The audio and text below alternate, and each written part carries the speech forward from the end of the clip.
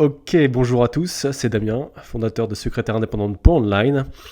Je veux vous présenter aujourd'hui quelque chose qui me paraît très important, qu'on soit entrepreneur aguerri ou néo-entrepreneur ou ayant l'envie, encore en CDI et ayant l'envie de lancer un business, se demandant si on doit juste se lancer, tête baissée et avancer et voir ce qui se passe, ou alors si on a envie de se dire qu'il faut peut-être être un tout petit peu plus structuré et en tout cas savoir vraiment quelles vont être les clés de notre business, les clés structurelles de notre business pour réussir à comprendre déjà le fait qu'il soit viable ou non dans un avenir plus ou moins proche et comprendre peut-être ce qui nous manque pour le rendre viable finalement. Alors souvent, ce qui est intéressant, c'est que quand on parle de création de business, et je suis passé par là plusieurs fois avec plusieurs entreprises, c'est qu'on se dit les mots-clés qui reviennent à chaque fois. En entrepreneuriat, on entend toujours, oui, fais une étude de marché, fais un product market fit, fais un business plan, va aux banques, obtiens de l'argent et lance ton business. Ou alors, fais un business plan, obtiens des aides et lance ton business et puis serre les fesses, quoi, globalement. C'est un peu ce qu'on entend et c'est la norme. Malheureusement, c'est 95% des gens qui font comme ça. J'inclus aussi les micro-entrepreneurs qui ont un peu moins de structure de fait en général que les sociétés qui se lancent parce qu'il y a moins d'enjeux. Donc de facto, il y a moins de pression mise, il y a moins de structure, il y a moins de recul de prix avant de se lancer. Et souvent, comme je l'ai dit dans plusieurs vidéos, la micro-entreprise est un peu un moyen de trouver un exit rapide à une situation d'inconfort qui nous pèse. Bien ou pas bien, je ne juge pas de ça sur cette vidéo, mais c'est un état des lieux, c'est un fait. Ce qui veut expliquer d'ailleurs le pourcentage d'échecs assez important. Donc aujourd'hui, ce que je veux faire, c'est de proposer un modèle différent qui va un peu plus loin que le business plan plus ou moins intéressant qu'on peut trouver sur Internet. Il y a des modèles de business plan qui existent, payants, gratuits, faits par des experts comptables. Vous demandez à votre expert comptable, il va vous faire des business plans, il n'y a pas de problème, mais il va pas vous faire la réflexion derrière le business plan. Lui, il va mettre les chiffres dans des cases. Et c'est à vous, après, d'avoir le storytelling et la crédibilité nécessaire pour justifier de la viabilité de votre projet. Donc, c'est pas l'expert comptable qui va vous dire « Ok, tiens, tu veux que je te fasse un document pour montrer que ton business tient la route, je te le fais. » C'est pas ça. C'est pas son rôle. Son rôle, c'est de rendre financièrement explicable les chiffres que vous lui donnerez par rapport à ce que vous pensez de votre business.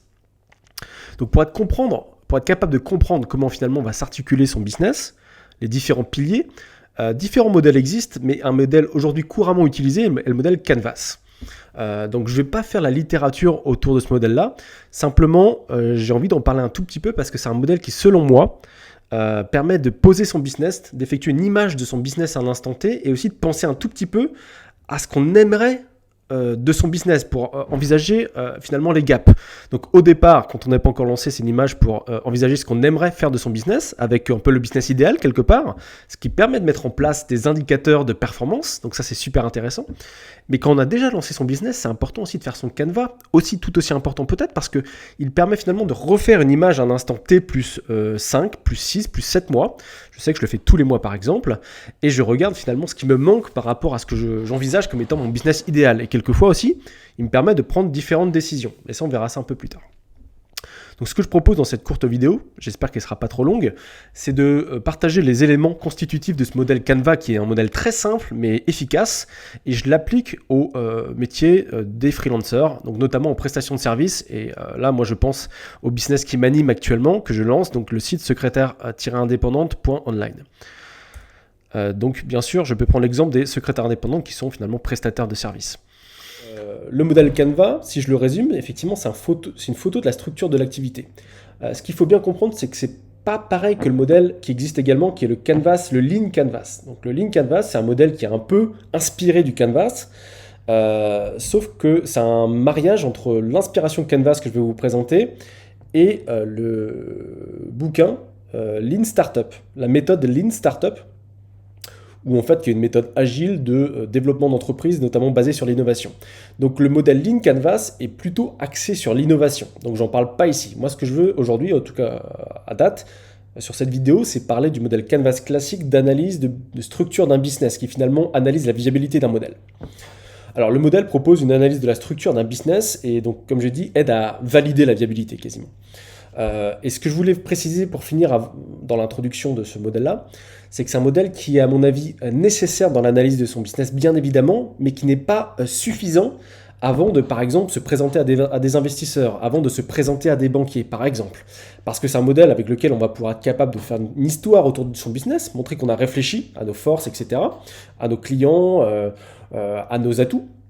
Mais par contre, on ne va pas être capable, de la manière dont on le complète, de mettre des chiffres et de parler finalement, d'avoir l'histoire financière et de la viabilité de notre modèle. En tout cas, pas de manière extrêmement claire comme s'attendent à l'avoir les banquiers ou les investisseurs. Donc pour ça, il va falloir supplémenter ce modèle-là avec des documents financiers, donc notamment le modèle de business plan pour micro-entrepreneurs que je propose à la vente sur le site secrétaireindépendante.online, qui est un modèle très simple en 3 volets, Excel, qui permet finalement de mettre des chiffres derrière sa perspective de développement d'activité sur le secrétariat freelance. Mais ça peut être la même chose pour les autres métiers de freelancer, bien évidemment. Donc le modèle Canva, qu'est-ce que c'est ? Je coupe la théorie du créateur de ce modèle, etc., etc. Tout ça, ça se retrouve sur Internet, ça ne m'intéresse pas aujourd'hui. Ce qui m'intéresse, c'est le concret, c'est le pragmatique. Donc ce modèle, il est en plusieurs étapes, avec cette espèce de cadran finalement, qu'il va s'agir de compléter par rapport à son activité, bien évidemment. Donc là, on va reprendre cadran par cadran, partenaire clé, activité clé, ressources clés, la proposition de valeur, les relations clients, les canaux, et on va voir que ce n'est pas que les canaux de communication, les segments clients, bien sûr l'analyse sur la structure de nos coûts à l'heure actuelle, et les flux de revenus. Et en fait, on imagine bien que c'est des questions qu'on se pose tous les jours en tant qu'entrepreneur, et donc c'est très intéressant de se poser dès le départ, avant son activité, au départ de son activité, mais aussi pendant son activité, pour vraiment être capable de quelquefois réajuster sa stratégie et peser, mesurer certains enjeux, certaines décisions, en les priorisant plus facilement à l'aide de ce type d'outils, à mon sens. Donc commençons par les segments clients finalement, puisqu'on travaille quand on est prestataire de services pour des clients. Donc c'est pour ça que j'ai eu l'envie aussi de prioriser ce bloc-là. Et à mon avis, ça fait du sens de prioriser le bloc segment client, puisque c'est eux qui nous génèrent notre chiffre d'affaires.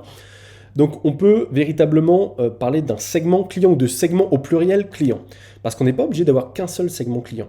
Simplement, quand on est prestataire de service et qu'on a, notamment quand on démarre, on a souvent, il est conseillé, fortement conseillé, de définir une niche malgré tout. En tout cas, une cible précise.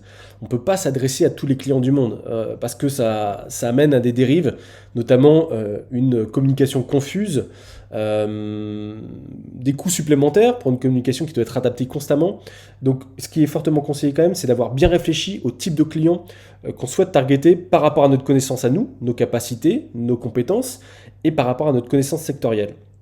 Donc avoir, à mon avis, une cible client, de segment client est quand même très intéressant. Pour plein de raisons que je viens d'évoquer et pour le confort aussi de son développement. Parce que si on commence à tirer un peu à droite à gauche sans avoir de retour, on va commencer à se démoraliser, ça va pas forcément faire prendre la mayonnaise. Donc vraiment, identifier une cible client qui nous parle, qui nous donne des vibrations et qui nous permettent d'avancer plus sereinement de par notre connaissance sectorielle et connaissance aussi de l'activité. Donc, mais bon, ça c'est la théorie. Maintenant, on peut parler de plusieurs segments clients si on a plusieurs segments de facto dans notre activité. D'accord ? Simplement, il faut bien penser que même si on s'adresse par exemple, je prends le cas de la secrétaire indépendante, à différents types de clients, admettons des médecins, des personnels du corps médical, par exemple des ostéopathes et je ne sais pas moi, des ostéopathes et des kinés, des médecins généralistes, etc. Différents types de personnes dans le corps médical. C'est pas parce que notre client, micro-client, analysé au niveau micro est différent que le process et la méthodologie est différente. On va adresser la même proposition de valeur in fine. On va faire le même type de prestation et d'exécution. Donc à ce moment-là, on ne parlera pas de différents segments de clients, on parlera d'un seul et même segment. C'est vraiment si le client et la proposition de valeur qu'on va appliquer est totalement différente. À ce moment-là, on parle de segments différents. Donc en tant qu'assistant de freelance, c'est ce que je mettais en commentaire, en exemple, mon segment client s'articule autour de professionnels du monde médical, ça c'est un exemple, hein, ça peut être d'autres professionnels, mais en tout cas, si c'est des médecins, des dentistes, des ostéos, etc., ce sera toujours le même segment, le même type de segment client. Donc il convient vraiment de l'identifier avec précision, à mon sens, pour être capable, encore une fois, donc déjà de poser ce modèle de manière pertinente et efficace, mais aussi pour vous, pour être plus à l'aise et pour adapter votre communication dès le début, pour être capable de tout votre facilité, votre prospection, votre communication, votre aisance, votre connaissance métier, votre expertise, tout sera facilité par la bonne définition de votre segment client à viser. Donc là, aujourd'hui, je ne vais pas entrer dans le détail sur comment le faire, mais vous pouvez complètement vous donner des garanties sur la définition de votre segment client avec, bien évidemment, des études de marché simplifiées. Donc je ne parle pas des études de marché extrêmement complexes qu'on va commander sur des panels. Là, on va parler de, par exemple, des idées que vous avez en tête, vous les listez, vous faites un ranking des cibles prioritaires que vous aimeriez targeter, et ensuite, il y a des méthodes que je pourrais partager dans d'autres vidéos si ça intéresse, pour valider certaines hypothèses sur savoir si on est adapté ou pas par rapport à notre proposition de valeur souhaitée à une cible client. En tout cas, il faut définir sa cible client. Ensuite, sa proposition de valeur. Qu'est-ce que je vais apporter à mon segment client ou à mes segments de clients? Vous pouvez avoir plusieurs propositions de valeur si vous avez plusieurs segments clients. Donc là, dans mon exemple, j'ai pris un seul segment client, dans l'optique d'être secrétaire indépendante qui débute notamment. Et donc les questions à me poser, elles sont simples. Parce que quand on présente le modèle business Canva, en général, on va pas très loin, on comprend pas trop ce qu'il y a derrière, etc. Mais pour moi, il y a deux grosses questions à se poser. Quel bénéfice j'apporte à mon segment client ou à mes segments clients? Ici, mon segment client dans l'exemple. Donc les questions de type à se poser, c'est les bénéfices. Donc est-ce que je vais lui apporter de la rapidité pour solutionner son problème, de la confidentialité, parce que voilà, c'est quelque chose, une notion importante dans la douleur du problème qui est posé. Est-ce que je vais apporter de la flexibilité par rapport à sa problématique? Est-ce que c'est en général quelque chose de recherché? De la sécurité, etc. etc. Donc il faut se poser vraiment des questions sur les bénéfices qu'on apporte par rapport à la problématique du marché. Enfin, et aussi par rapport à la solution qu'on souhaite apporter. Et ensuite, puisque ça c'est des choses quand même importantes mais génériques, qui peuvent être reprises par différentes personnes qui font la même chose que vous, quels sont mes facteurs de différenciation? Et ça c'est important, et ça peu de personnes le font. Il est important de réfléchir à ces facteurs de différenciation. Qu'est-ce qui vous ferait être choisi en concurrence, prenons les mots tels qu'ils sont, par rapport à une autre personne sur le même secteur d'activité et sur la même région? Par exemple, quand vous êtes prestataire de service sur une région, sur du présentiel. Moi, je vois secrétaire indépendante juridique à Paris. J'en vois 4 différentes. Qu'est-ce qui va me faire permettre de choisir une parmi les 4? Et donc, il faut des facteurs de différenciation. Ça peut être des éléments comme la réservation en ligne. Est-ce que c'est pratique, facile avec une réservation en ligne? À ce moment-là, bon, il y a d'autres choses que ça entraîne au niveau légal et juridique, mais réservation en ligne. Est-ce que j'ai mis en place une garantie commerciale qui fait en sorte que finalement, si je teste la solution qui est proposée par cette professionnelle, eh ben, si je ne suis pas satisfait et fait en sorte que je puisse être remboursé, par exemple, ou remboursé d'une partie de la prestation. Par exemple, si à partir du moment où je réserve 8 heures et qu'il y a des éléments de contrainte ou des éléments de dépréciation sur la prestation, je peux me faire rembourser par exemple les 2 premières heures. Est-ce que c'est un service bilingue? Ça, je pense que c'est pas tout le monde qui le propose, donc il y a des éléments différenciants. Est-ce que je me déplace? Et si oui, comment? Sous quel délai? Etc., etc. Il faut penser à des facteurs de différenciation. Si on est une offre parmi tant d'autres, on peut avoir un coup de bol. Je suis le premier tout le temps à dire que la chance fait partie de l'équation. Mais bon, il ne faut pas trop compter non plus sur la chance dès le départ. La chance viendra à un moment ou à un autre, il faut le souhaiter, mais il faut l'amener aussi, il faut la générer la chance. Et il y a des meilleures manières de la générer en ayant des bonnes pratiques dès le départ, comme en ayant des facteurs de différenciation. Il y a différentes stratégies de différenciation. J'en ai une qui est évidente que je n'ai pas notée parce que je trouve qu'elle n'est pas pertinente pour le marché que je développe actuellement sur les secrétaires indépendantes, qui est le prix. Pour moi, il ne faut absolument pas se différencier par une stratégie de prix à la baisse. C'est horrible, ça n'a pas de sens et c'est pas pertinent. Puisque prix à la baisse, notamment quand on est prestataire de service, ça fait écho à mauvaise qualité. Donc à mon avis, ça n'a vraiment pas de sens sur ces marchés-là. Les canaux de fonctionnement. J'ai bien dit les canaux de fonctionnement. J'ai pas dit les canaux de distribution ou les canaux de communication, puisqu'ils font partie intégrante des canaux au global de fonctionnement. Donc par ça, j'entends comment je touche et communique avec mon segment de clients ou mes segments de clients. Vous pouvez avoir différents canaux en fonction des segments de clients, si vous avez différents segments. Donc là, on parle de l'approche, donc avant le fait qu'on soit client, le probing, le sondage, la prospection. On parle de l'exécution pendant la prestation, comment je touche mon client pendant la prestation. On parle du moment de l'acte de vente, comment je vends. Et on parle de la pré-vente aussi, donc les canaux de fonctionnement. Et par ça, il y a différents canaux très évidents sur lesquels il faut réfléchir très fortement. C'est important. Le premier, c'est la communication.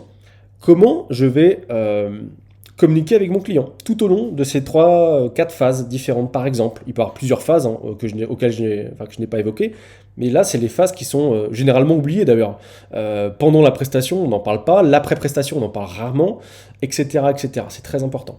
Donc la communication, elle peut être traditionnelle.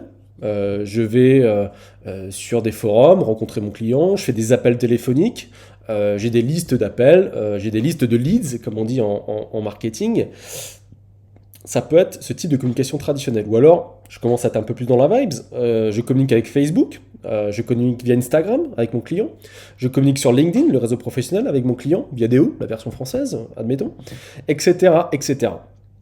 Donc la communication, les moyens de communication souhaités ou actuels, selon votre stade d'analyse, est super super pertinente. Et peut-être que si par exemple vous avez commencé avec des flyers un peu à l'ancienne, ou alors à faire beaucoup de porte-à-porte, bouche à oreille, salon, petit déj BNI, etc., et que vous voyez que c'est pas très efficace, peut-être qu'un de vos KPI, ça va être de dire, ok, moi maintenant je veux m'orienter un peu plus vers LinkedIn ou les choses un peu plus digitales par exemple. Donc, en tout cas, pensez aux canaux de communication. Ensuite, les éléments de marketing. Et ça relève de ce qu'on appelle la brand awareness. Comment je vais créer la conscience de mon existence au niveau de mes clients cibles. Et donc là, il y a différents moyens auxquels on peut penser. Donc la création d'un blog professionnel ou d'un site. Si vous hésitez entre les deux, regardez les vidéos que j'ai faites sur YouTube. Et moi, je recommande fortement le blog professionnel pour des bonnes raisons et pas le site internet complet. Le SEO, donc ça c'est pour moi un élément absolument fondamental de votre stratégie. Si vous ne le faites pas encore, bon, pensez à le faire parce que structurellement ça fait du sens.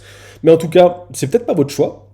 Moi c'est mon avis, mais c'est peut-être pas votre choix. En tout cas, le SEO fait partie de la composante. SEO c'est le référencement naturel, donc comment je me positionne sur une requête clé via mes outils digitaux pour mon site internet. Donc comment je le fais apparaître dans les premiers résultats des moteurs de recherche sur ma requête principale. Ça peut être de la publicité internet, donc sur Google, sur Facebook. Ça peut être de la PQR, donc la presse quotidienne régionale, un article dans Ouest France pour les gens qui sont dans l'Ouest, ou dans Midi-Pyrénées, ou que sais-je. Ça peut être via les bons vieux flyers, même si pour moi les bons vieux flyers aujourd'hui sont un peu désuets. Ça peut être la carte de visite classique, même si pour moi ça reste un petit peu des modèles à l'ancienne. Il est important pour certaines personnes, par rapport à leur configuration, d'y penser, etc., etc. Et ensuite, on parle de la distribution, et dans le cas d'une prestation de service, je parlerai de la livraison de la prestation, presque. L'exécution de la livraison de la prestation. Donc, comment je délivre la prestation. Et par exemple, pour le cas d'une secrétaire indépendante, une prestataire de service, on peut parler de différentes choses. Comment je veux faire mon business, comment je veux délivrer ma prestation. Et c'est pas forcément je discute d'une prestation d'un prix, je vais chez mon client dans ses bureaux et je fais ses tâches administratives et je facture et au revoir. C'est pas forcément ça. Ça peut être aussi, ok, je sais que j'aurai une partie en direct. À ce moment-là, je souhaite une partie en home office. Parce que j'ai des contraintes personnelles et je souhaite cette partie-là, mais aussi je souhaite une partie basée en bureau. Et à ce moment-là, j'y réfléchis dès le départ. Quel type de pourcentage je souhaite, basé en bureau ou home office. Ça peut être 100% home office, ça peut être 30% home office, 70% bureau, etc. Et vous pouvez imaginer un business aussi dès le départ. Alors, je ne le conseille pas dès le départ, je le conseille surtout quand vous avez vous commencez à un regain d'activité. Vous pouvez penser à une distribution indirecte. Si vous avez beaucoup trop de demandes par rapport à votre succès, je le souhaite, vous pouvez penser à de la sous-traitance. À ce moment-là, ça fait partie de la distribution aussi et de la livraison de vos prestations de services en sous-traitance, sous réserve d'avoir le bon cadre juridique. Et là, je vous ramène à mon modèle de conditions générales de prestation de services que je mets en vente sur le site internet, qui est un modèle fait par un avocat encore une fois, mais ça se fait pas parce que ça se fait pas n'importe comment. C'est pas juste un accord oral, ça c'est illégal, mais n'empêche que vous pouvez complètement penser à ce type de modèle quand vous avez un surplus d'activité. Donc c'est ça qu'on entend par canaux de fonctionnement, communication, marketing, distribution, livraison, globalement.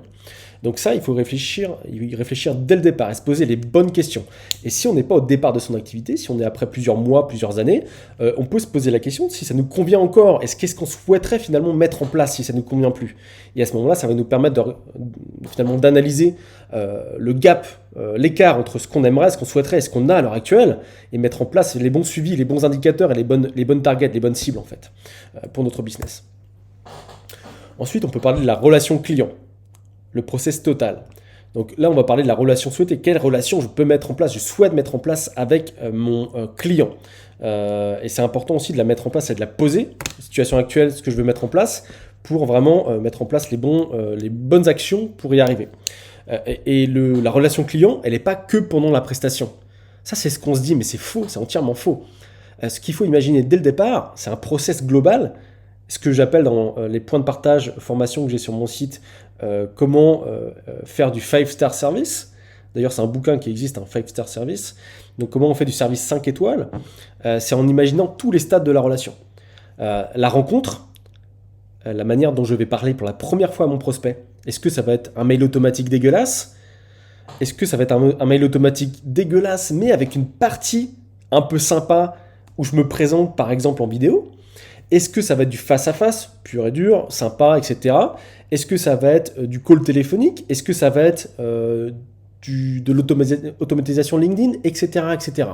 Il faut penser aux canaux finalement de relation client, mais pendant la rencontre. Comment je vais lui communiquer? Comment je vais lui parler? Comment je vais entretenir la relation client à différents stades? Donc pendant la rencontre, le suivi. Bon, pendant la presta aussi, mais le suivi, donc je l'ai rencontré une première fois par exemple, on a parlé, bon, rien ne s'est passé, mais il m'a découvert, brand awareness, il m'a découvert par exemple, ok. Comment je fais un premier suivi alors qu'il n'est pas encore mon client?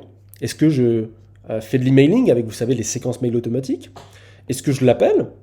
Est-ce que je pense à lui envoyer un petit cadeau à Noël par exemple alors qu'on n'est pas encore client?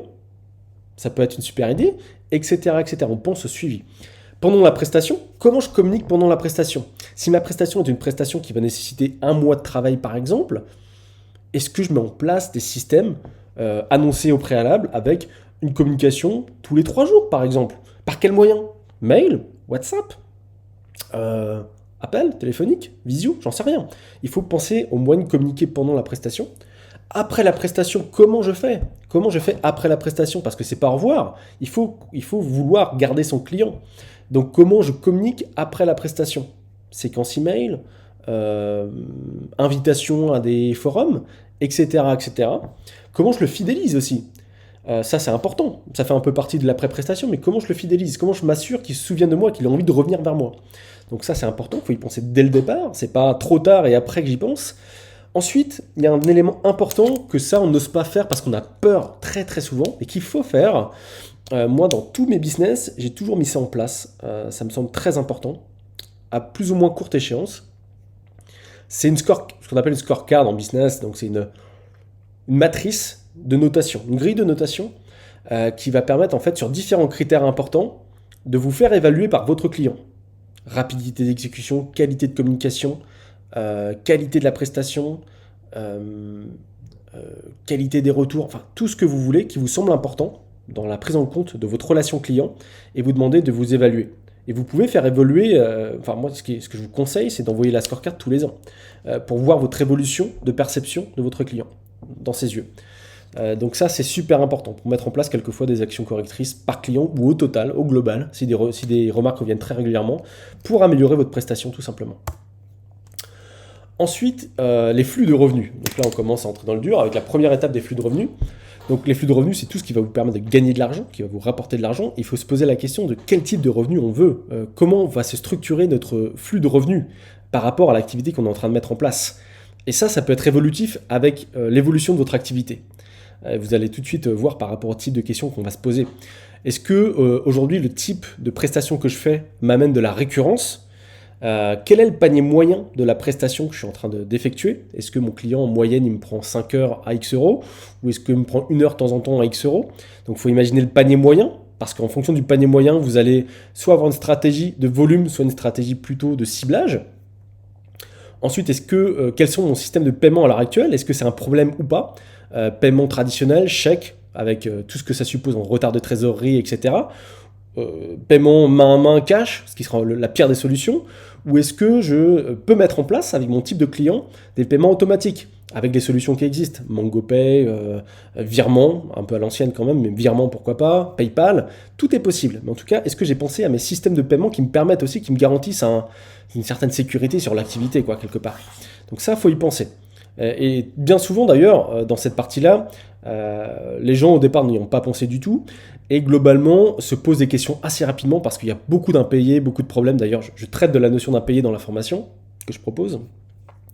Comment s'en prémunir et comment essayer de résoudre les problèmes le plus facilement possible. Mais en tout cas, on doit y penser, on y pense trop tard, et bien souvent, on s'amène à refuser finalement au fur et à mesure du temps, à refuser les clients, puisqu'on a compris que ce n'était pas ce qu'on souhaitait pour notre activité. On refuse les clients qui vont payer par chèque, etc. etc. Quels sont les flux en place? Donc les flux directs, moi, ma prestation, l'argent que je récupère, donc ça, ce sera un de mes flux directs. Mais je peux avoir aussi de l'abonnement, si j'ai des forfaits, par exemple des forfaits sur de l'audit organisationnel avec des vidéos que je vends, par exemple, forfait mensuel que je propose. Je peux avoir un flux récurrent de revenus avec de la sous-traitance, parce que j'ai un surplus d'activité, j'ai identifié des partenaires, ou je peux être apporteur d'affaires aussi pour d'autres personnes. Donc c'est pas pareil à sous-traitance apporteur d'affaires. On va traiter ça aussi un peu plus tard, pas dans cette vidéo, mais plus tard. C'est pas du tout les mêmes notions, ni les mêmes responsabilités. Mais en tout cas, il faut se poser la question des flux en place, parce que peut-être qu'aujourd'hui, je vais être en direct, c'est ce qui fait du sens, hein, je suis en direct, le one-to-one vente de services est le système de business le plus simple du monde. Donc à mon avis, il faut commencer comme ça, pour prendre la confiance, pour avoir ses premiers clients, ses premiers flux, essayer de mettre en place quelque chose de pérenne et solide à ce niveau-là, et ensuite penser à différentes choses. Ça peut être d'ailleurs ensuite l'abonnement, et ensuite la sous-traitance, et ensuite l'apport d'affaires. Mais ça vient très progressivement, il ne faut pas vouloir griller des étapes et aller trop vite.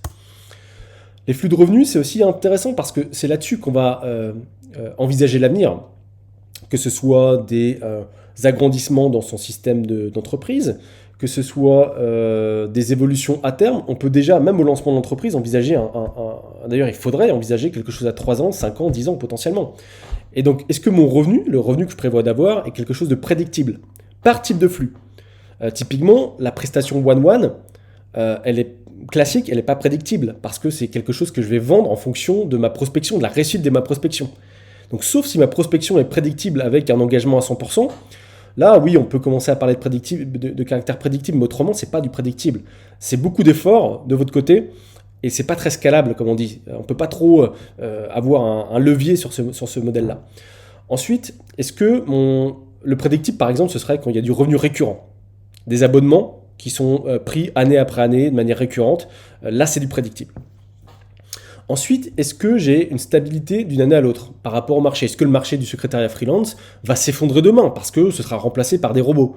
Et là, bon, pour se rassurer, on se rend bien compte que c'est plutôt l'inverse. C'est en train de croître pour des bonnes raisons, pour des raisons assez évidentes. Mais en tout cas, c'est une question à se poser sur la stabilité d'une année à l'autre de son marché. Est-ce qu'il y a une saisonnalité? Par exemple, est-ce que, en fonction de ma cible client, de mon canal de segment, mon segment client est par exemple les e-commerçants? On sait très bien que les e-commerçants vont avoir un pic d'activité à Noël, au Black Friday, etc., etc., pendant toutes les périodes de fête, globalement.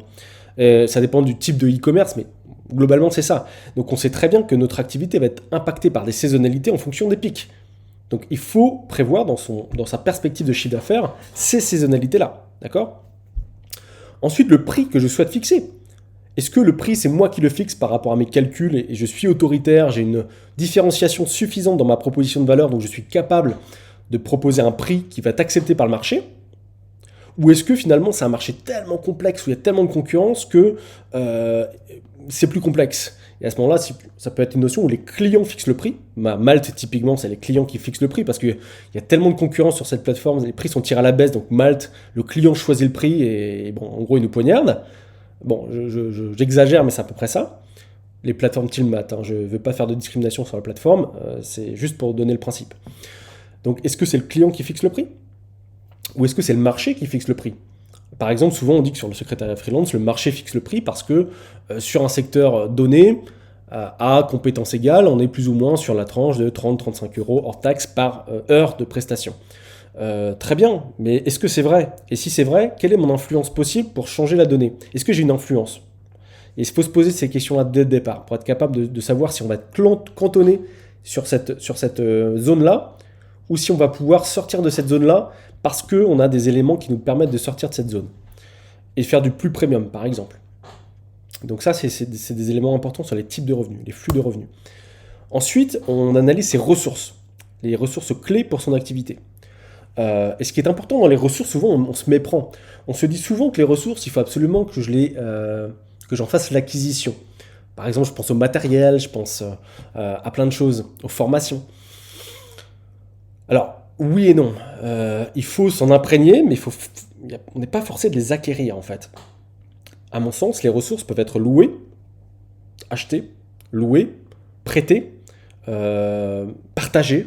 Il y a différentes manières d'envisager la notion de ressources.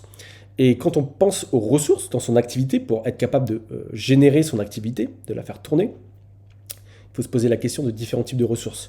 Souvent, on s'arrête très très vite à la technologie, au matériel, mais c'est pas ça, les amis. Les ressources, ça va beaucoup plus loin. Dans la technologie, bien évidemment, il y a le PC, là, il y a la webcam, etc. Il y a tout ce qu'on veut, hein, micro, tout ce qu'on veut. Mais pour les secrétaires indépendants, bien évidemment, les imprimantes, les éléments d'organisation, etc. D'accord, le hardware. Mais il y a aussi les licences logicielles. Ça, c'est super important. J'ai besoin de Word, j'ai besoin d'Office, j'ai besoin de Photoshop, j'ai besoin de Canva, j'ai besoin de... On achète des licences, il faut le mettre dans son business plan, dans sa réflexion. J'ai besoin de certains SaaS aussi, certains logiciels par abonnement. Je veux demain de la visibilité, donc sur secrétaire indépendant pour online, pour ne pas le nommer, je peux prendre un abonnement mensuel et même annuel, donc avec un coût mensuel, et le prévoir dans mes plans, dans mes business. Donc ça, c'est très important. La formation, bien évidemment, si aujourd'hui j'ai un gap de knowledge par rapport à mon marché, et même si je sais que mon marché évolue constamment, ou si j'ai besoin d'accompagnement sur la prise de conscience entrepreneuriale de mon activité, je vais devoir anticiper des coûts de formation. Et c'est pas, soyons très clairs, c'est pas Pôle emploi qui va vous fournir les éléments dès le départ. Parce que même s'ils font un travail remarquable la plupart du temps, Pôle emploi, souvent, c'est des gens qui sont salariés dans leur tête, malheureusement, ou heureusement, en tout cas, c'est leur choix, mais ils sont salariés dans leur tête, et donc du coup, ils vont pas être capables de vous donner les éléments de conscience entrepreneuriale qui sont très importants pour protéger et développer votre activité en conscience. Donc, à mon avis, il faut tout le temps prévoir des budgets de formation, même si vous avez l'impression de ne pas en avoir besoin. C'est super important. Il faut prévoir du temps. Quel va être le coût de votre temps ? Ça, c'est super important. On sait très bien qu'on débute une activité de freelance, on n'a pas forcément des clients qui sonnent à notre porte tous les jours. Et donc, la manière de mettre en place une prospection efficace pour générer ses premiers clients, c'est de libérer des créneaux de prospection chaque jour. Et ça veut dire de mettre en parenthèse 20-30% de son temps au départ de son activité. Et donc, il faut l'anticiper. Il faut loquer, verrouiller, sécuriser des disponibilités de temps au début de son activité. Et d'ailleurs, quand on va calculer son prix de vente souhaité pour être capable de survivre ou de vivre correctement de son activité, selon sa perspective, clairement, il faut que ces notions de temps soient prises en compte dans les calculs. Et d'ailleurs, je vous renvoie à soit la formation que j'ai mise en place où je parle de comment calculer finalement parfaitement son coût horaire en fonction des différents éléments importants, ou alors un article sur le blog qui reprend aussi ces éléments-là. Mais c'est important d'anticiper la notion de temps. L'argent, c'est super important aussi. On va avoir des coûts au départ. On n'a pas tous le bonheur ou la chance d'être totalement accompagné par la NPE, par Pôle emploi. Quelquefois, finalement, on n'a pas forcément toutes les aides, accès aux aides du tout. Moi, j'ai lancé 4 business sans avoir 1 euro d'aide. Et clairement, il fallait que j'ai de l'argent. Aujourd'hui, toutes mes activités me coûtent énormément d'argent. Elles m'en rapportent, mais elles me coûtent énormément d'argent aussi. Et c'est un choix que j'ai fait parce que j'ai bien calculé les éléments. Je sais très bien qu'à un moment donné, je vais avoir une dette qui va se créer, mais je sais que cette dette, je vais m'en servir comme levier pour rapporter plusieurs éléments qui vont finalement, d'une part, renflouer la dette, mais en plus de ça, aller plus loin après dans finalement forcément la génération de profit. Mais ça, il faut être entrepreneur et il faut avoir l'esprit entrepreneurial pour développer ces éléments de réflexion, bien évidemment. Donc l'argent, au départ, il faut l'anticiper. Si on n'a pas d'argent du tout et qu'on n'a pas d'aide du tout, lancer son activité, ça va être complexe. Il faut comprendre quel va être notre besoin en fonds de roulement, quel va être notre besoin initial, quel va être le budget de lancement pour l'achat des éléments. Tout ça, ça s'anticipe et ça se pose comme question. Ensuite, le réseau. Bien sûr, alors au départ, on n'a pas toujours forcément besoin de réseau, mais rapidement, si on veut aller à l'étape supérieure, si on veut aller un peu plus vite pour certaines données, il est important de comprendre quelles vont être les clés de notre réseau souhaité. Et à ce moment-là, mettre en place les bonnes actions. Je vous ramène aux objectifs SMART et aux KPI à mettre en place pour votre activité. Quel type d'objectif je vais mettre en place pour créer mon réseau de qualité ? Ça, c'est des éléments importants aussi à réfléchir au départ. Et quel va être le type de réseau qu'il faut que j'ai rapidement mappé pour pouvoir rendre mon activité successful. Ensuite, ça peut être des données aussi. Pour une étude de marché solide, cohérente, complexe, sur par exemple une nouvelle type de un nouveau type de prestation à faire, par exemple, si on est secrétaire indépendant, quelque chose de très très spécifique, admettons, je dis n'importe quoi, mais axé sur la blockchain, qui est très targeté. Bon, les data ne font pas légion sur des niches liées à la blockchain. Il n'y a pas toujours de données, parce que c'est quand même quelque chose de relativement nouveau. Et ben, il s'agira d'acheter potentiellement des données, et ça peut coûter cher, ou alors de se procurer des données, et de se réfléchir comment je vais me procurer ces données-là, dans son équation dès le départ. Ça doit faire partie de la réflexion. Donc voilà, les ressources sont importantes pour le mapping de son activité. Ensuite, quelles sont mes activités clés pour faire tourner le business ? Et ça, c'est important aussi. Alors, il ne faut pas confondre routine perso, ce que je fais tous les jours. Ouais, je prends mon petit déj, je fais mon sport à tel moment, même si c'est important pour vivre de son activité, parce que le sport est important pour rester en forme, ça ne fait pas partie du fait de générer votre activité, quelque part. Donc c'est vraiment ce qui a trait à la génération de votre activité, pour bien comprendre ce que vous faites et ce que vous allez faire vraiment véritablement pour faire tourner le business. Et ça va vous permettre aussi de bien définir vos stratégies d'évolution. Et même d'ailleurs votre agenda aussi finalement, de manière assez simple. Typiquement, quand on est secrétaire indépendante, pour donner cet exemple-là, puisque je le connais bien, on va passer beaucoup de temps sur la formation, parce que les métiers évoluent très vite, il faut se tenir au courant des dernières normes, des dernières certifications disponibles, etc., etc. On va parler de prospection, ça fait partie clairement de manière récurrente de l'activité, pour obtenir d'autres clients en direct, ou par un autre flux de trésorerie dont on a parlé tout à l'heure. Et je vais devoir créer du contenu sur mes différents réseaux en fonction des canaux de communication souhaitée, et de communication et aussi de marketing, brand awareness. Donc ça va être Instagram, Facebook, LinkedIn, etc., etc. Ou alors du plus traditionnel, comme des séquences d'emails. Mais en tout cas, créer du contenu de qualité. Et puis créer ces outils de communication aussi. Ensuite, ça va être l'analyse de ces métriques.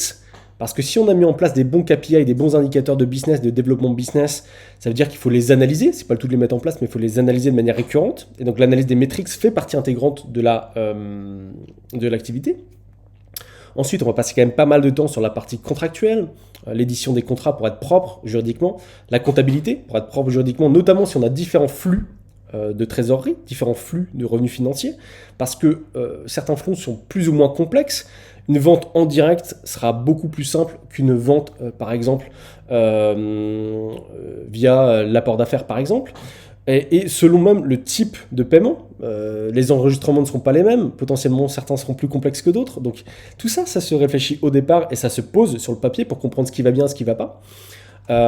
Les prestations directes, bien évidemment, ça fait partie de l'activité dès le départ, etc., etc. Donc, quelles sont mes activités pour faire tourner mon business ? Ça peut aussi être des prestations indirectes, bien évidemment. Mais là, on parle surtout de ce qui nous prend du temps. Donc là, je parle surtout des prestations directes, dans ce cas échéant. Donc, vous voyez bien, ça, c'est globalement ce qui nous prend du temps, ce qui nous mobilise pour faire tourner notre activité. Ensuite, quels sont mes partenaires clés pour opérer mon activité ? Et là, en fait, on va véritablement capturer tous les aides, tous les leviers qui vont nous permettre d'opérer notre activité de manière successful. À titre d'exemple, ça peut être des questions comme qui m'aide à avoir accès aux ressources dont j'ai besoin. On a parlé des ressources clés précédemment. Quelles sont les personnes, les moyens qui vont m'aider à avoir accès à ces ressources-là ? Donc les partenaires qui vont m'aider à avoir accès à ces ressources-là. On a vu que les activités clés de mon business étaient importantes. J'ai réussi à les lister. Qui va m'aider à faire ces activités clés ? Quand je parle de la prestation, typiquement, là, je peux penser à la sous-traitance. Parce que certes, je suis responsable de ma prestation aux yeux de mon client, mais si mon client m'a autorisé légalement à faire de la sous-traitance, alors je peux avoir de la sous-traitance. À ce moment-là, j'envisage dans mes partenaires les sous-traitants à cette ligne-là, eux qui m'aident à gérer mon activité. Qui m'aident à délivrer les prestations, à assurer les flux de trésorerie directs et indirects. Donc, si on parle de flux indirects, par exemple, donc on pense aussi aux sous-traitants, mais aussi aux apports d'affaires. Parce que les apporteurs d'affaires, c'est des gens qui vont approvisionner notre business contre rémunération, mais qui vont approvisionner notre business. Donc c'est important de penser à eux comme partenaires clés. Et donc, selon votre stade de développement d'activité, vous allez être en mesure de les mapper ou non. Donc ça, c'est des questions à se poser quand même, soit au départ, ou soit, bien sûr, après le départ de votre activité, mais en tout cas, régulièrement, pour être en mesure de réaligner votre stratégie par rapport à vos ambitions. Enfin, on capture la structure des coûts. Donc là, c'est assez simple. Quoi qu'il faut y penser, il faut quand même se poser les bonnes questions sur les coûts pour générer l'activité. Donc finalement, les coûts fixes, classique. Je vous rapporte à mon billet de blog sur les budgets nécessaires pour lancer l'activité de secrétaire indépendante. On parle des coûts fixes, on parle des coûts variables, des coûts directs et des coûts indirects. Donc ça, c'est des éléments très très importants qui vont nous permettre, encore une fois, la photosynthèse de l'activité. Donc c'est quelque chose qui, je crois, est assez bien construit en termes de synthèse, en termes de photo de l'activité. On a vu les différents blocs qui sont nécessaires dans l'analyse de son business. Encore une fois, c'est nécessaire mais pas suffisant. Il faut aussi mettre en place des chiffres concrets derrière à chaque fois. En fait, cet outil-là va nous permettre de créer plus simplement, avec limpidité, avec facilité, le document financier de combien de chiffre d'affaires je vais générer par mois, quel va être mon budget de base, quels sont mes coûts. Tout ça, c'est des questions qu'on se pose et qu'on remplit un petit peu à l'arrache quand on n'est pas préparé. Et ce type de document va nous permettre d'avoir des réponses concrètes à finalement ces éléments qui sont demandés par l'expert comptable quand on fait finalement un vrai business plan par l'expert comptable. Donc c'est vraiment finalement de la préparation à l'expertise au document de l'expert comptable. Mais c'est aussi, au-delà de ça, un élément qui va être important pour votre décision stratégique, votre perspective de développement de l'activité, et pour être capable de comprendre finalement si vous avez bien rendu votre activité claire et viable. Parce que si là vous commencez à zozoter dès le départ sur le type de client que vous avez défini ou votre proposition de valeur, c'est que vous n'êtes pas encore prêt à vous lancer. C'est que c'est pas clair dans votre tête. Et donc il va falloir tout de suite vous arrêter et vous dire ok, il faut que je puisse répondre de manière limpide à ces questions-là pour avoir quelque chose de cohérent et pouvoir continuer finalement sur les autres éléments.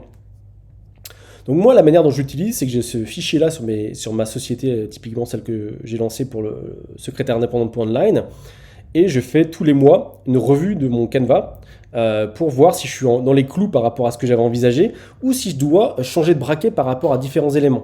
Mais je suis capable quelquefois d'ajuster ma stratégie en me posant toutes les questions que je viens de vous brosser là pour vraiment comprendre si je vais dans la bonne direction et ce qui me manque potentiellement pour aller dans la direction que je souhaite. D'accord ? Donc ça, c'est assez intéressant. Et enfin, bien évidemment, et ça se réfère à ce que je viens de dire, ça permet de mettre en place ces indicateurs de suivi de business. Donc ça, c'est bien d'y penser, c'est bien d'avoir ça en tête, c'est bien de le revoir, mais de la manière de le matérialiser en termes de suivi, c'est de mettre en place ce qu'on appelle des KPI, donc des indicateurs de suivi de business par rapport à nos stratégies et nos objectifs.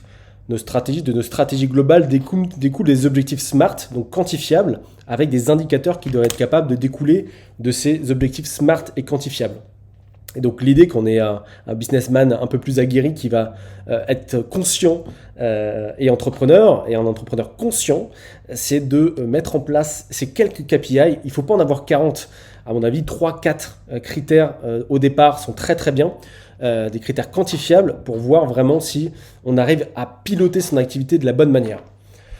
Donc voilà ce que je voulais vous dire aujourd'hui sur le modèle Canva, qui est à mon avis un modèle très efficace, très intéressant, qui nous permet de nous poser des bonnes questions et qui quelquefois nous permet aussi de nous rendre compte qu'on est un peu loin de la réalité en fait, qu'on a plein de choses qu'on n'avait pas mappées, pas capturées, et que finalement il est grand temps qu'on se repose un petit peu sur nos stratégies et qu'on puisse peut-être se poser pour réaligner finalement une direction différente avec cette analyse-là, ce support qui va nous aider à aligner une direction différente et surtout qui va nous aider par rapport à ce qu'on vient de se dire à mettre en place des nouveaux indicateurs de succès et des nouveaux objectifs très concrets pour finalement arriver sur un stade qui est un tout petit peu différent de l'endroit qu'on avait souhaité initialement, qu'on avait envisagé initialement, pour arriver à un stade un petit peu différent, mais qui est plus intéressant et plus pertinent pour d'une part le démarrage, la solidification et la pérennisation de notre business. Donc j'espère que vous aurez apprécié cette vidéo. Laissez des commentaires, partagez la vidéo si ça vous intéresse. Laissez des petits pouces aussi, c'est toujours très appréciable et ça va aider la vidéo à se faire référencer. Et je vous dis à très bientôt pour une nouvelle vidéo de ce type sur de la méthodologie business et des nouveaux outils pour vous aider à mieux piloter votre activité. Je vous dis à très vite et merci à vous. À tous les entrepreneurs qui ont aimé cette vidéo, aimé ce format, s'il vous plaît, Allez, likez la vidéo, partagez-la et surtout, allez vous inscrire aux autres réseaux sociaux. C'est super important dans la stratégie éditoriale pour pouvoir m'aider à produire d'autres contenus et finalement faire connaître les différentes techniques qui existent aux autres entrepreneurs pour qu'on devienne tous des entrepreneurs plus conscients, plus motivés et qu'on se donne tous les outils pour réussir à atteindre nos objectifs. Merci à tous, à bientôt, ciao.